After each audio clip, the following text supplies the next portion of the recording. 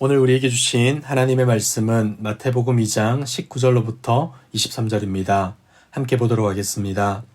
헤롯이 죽은 후에 주의 사자가 애굽에서 요셉에게 현몽하여 이르되 일어나 아기와 그의 어머니를 데리고 이스라엘 땅으로 가라.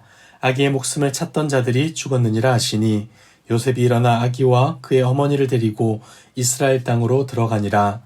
그러나 아켈라오가 그의 아버지 헤롯을 이어 유대의 임금됨을 듣고 거기로 가기를 무서워하더니 꿈에 지시하심을 받아 갈릴리 지방으로 떠나가 나사렛이란 동네에 가서 사니 이는 선지자로 하신 말씀에 나사렛 사람이라 칭하리라 하심을 이루려 함이러라. 아멘. 오늘의 본문은 헤롯의 칼을 피해 애굽으로 피신 갔던 요셉과 마리아가 헤롯이 죽은 후 이스라엘로 귀국하는 것으로 시작됩니다. 학자들은 이들이 애굽에서 약 3년간 머물렀을 거라 생각하는데 요셉은 천사가 헤롯은 안심해도 되니 이제 이스라엘로 돌아오라 라는 말을 듣고는 조국으로 돌아오게 되었습니다. 그런데 여러분, 지금 이들은 어디로 돌아가고 있습니까? 먼저 22절을 보시면 그러나 아켈라오가 그의 아버지 헤롯을 이어 유대의 임금됨을 듣고 거기로 가기를 무서워하더니. 우선 요셉은 아켈라오가 유대의 왕 되었다는 소식에 두려워합니다. 헤롯이 죽은 뒤 그의 네 아들은 이스라엘을 분할 통치하게 되었는데 그중 아켈라오라는 사람은 유대와 사마리아와 이두메 지역을 통치했습니다. 유대인 역사가 요세푸스의 기록에 의하면 아켈라오는 유대의 왕으로 임명받기 전부터 매우 잔혹한 일을 저질렀다고 합니다. 한 예로 그는 유다와 마띠아라고 하는 이스라엘 독립운동가 2명을 처형하게 되는데 자신이 즉위하기 얼마 전 6월절이 다가왔을 때 많은 사람들이 그 두 사람의 죽음을 애도한다는 소식을 듣고는 군사들을 성전에 보내어서 그곳에 있던 3,000명이나 되는 사람들을 무차별하게 학살했다고 합니다. 아마 요셉과 마리아도 이런 아켈라오의 악행을 들었을 것이고 원래는 베들레헴으로 가려다가 방향을 바꾸어서 나사렛으로 간 것으로 보여집니다. 그러니까 이스라엘로 돌아왔지만 예수님이 탄생했던 베들레헴이나 수도인 예루살렘으로 가지 못하고 당시 왕이었던 아켈라오의 눈을 피해서 비교적 외진 지역인 갈릴리 지방으로, 그 중에서도 시골이었던 나사렛 마을에 정착하게 되었던 것입니다.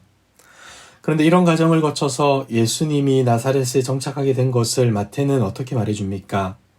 나사렛이란 동네에 가서 사니 이는 선지자로 하신 말씀에 나사렛 사람이라 칭하리라 하심을 이루려 함이러라. 조금 이상하지 않습니까? 사실 요셉과 마리아의 고향이 나사렛이었기 때문에 어떻게 보면 아기 예수를 데리고 나사렛으로 가는 것은 매우 자연스러운 일입니다. 그런데 그럼에도 불구하고 마태는 어떻게 말합니까? 선지자로 하신 말씀이 이루어진 것입니다 라고 말하는 것이죠. 더욱 이상한 것은 구약 성경 어디를 보아도 나사렛이란 지명은 나오지 않는다는 사실입니다. 여러분, 그렇다면 왜 마태는 예수님이 나사렛 사람으로 불리는 것을 예언의 성취라고 말을 했을까요? 그 힌트는 23절 속에 기록되어 있습니다. 우리가 보는 기억 한글 성경에는 선지자로 하신 말씀이라고 선지자를 단수로 표현하고 있지만 헬라어 성경을 보시면 선지자들로 하신 말씀으로 기록되어 있습니다. 이 말은 예언의 내용이 특정한 한 선지자의 말이 아니라 여러 선지자가 전한 내용을 종합한 예언이라는 것을 알려주는 겁니다. 그러니까 마태는 선지자들의 예언을 종합해 보면 메시아는 나사렛 사람, 즉 촌사람과 무시받는 사람으로 불리게 된다라고 말하고 있는 겁니다. 실제로 나사렛은 멸시당하던 지역의 이름이었습니다. 요한복음을 보시면 나사렛 사람이라는 말이 얼마나 많은 사람들의 무시의 표현이었는지를 알 수 있는데 요한복음 1장을 보시면 어느 날 빌립이 나다나엘을 찾아가서 자신이 메시아를 만났다고 전해줍니다. 그리고 그 사람이 나사렛 사람 예수라고 알려주죠. 그러자 나다나엘은 이렇게 말을 합니다. 요한복음 1장 46절입니다. 나다나엘이 이르되 나사렛에서 무슨 선한 것이 날 수 있느냐? 무슨 말입니까? 나사렛과 같은 시골에서 무슨 메시아가 탄생하겠느냐? 나사렛과 같이 기대할 것이 없는 곳에서 어떻게 메시아가 날 수 있느냐라고 하면서 나사렛 출신인 것으로 인해 예수님을 무시한 것입니다. 그런데 사실 이러한 생각은 예수님께서 부활 승천하신 이후에도 계속되었습니다. 사도행전 24장을 보시면 바울을 고발하기 위해 변호사 더둘로가 벨릭스 앞에서 이런 말을 한 것을 기록합니다. 우리가 보니 이 사람 바울은 전염병과 같은 자라 천하에 흩어진 유대인을 다 소유하게 하는 자요 나사렛 이단의 우두머리라. 여러분, 여기서 나사렛 이단이라는 말 속에는 부정적 의미가 내포되어 있습니다.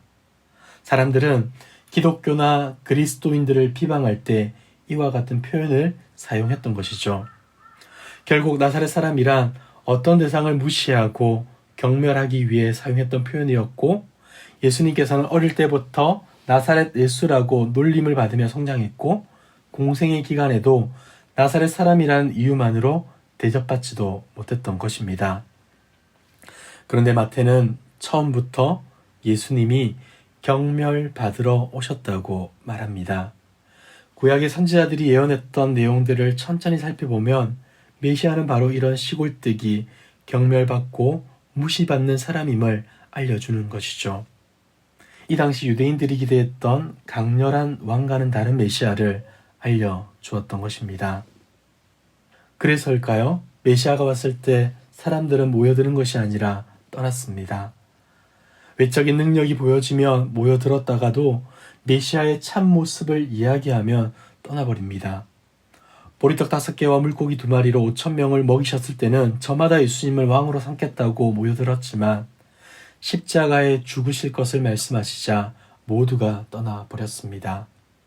안전뱅이를 일으키고 소경의 눈을 뜨게 하시고 죽은 자를 살리는 기적을 행하셨을 때는 너도 나도 예수가 메시아라고 생각했지만 그가 제사장과 바리새인들에게 고소를 당하여 끌려가고 빌라도 치하에서 고난을 받으며 로마 병사들에게 수치를 당하게 되자 많은 사람들은 그를 조롱하고 멸시했습니다.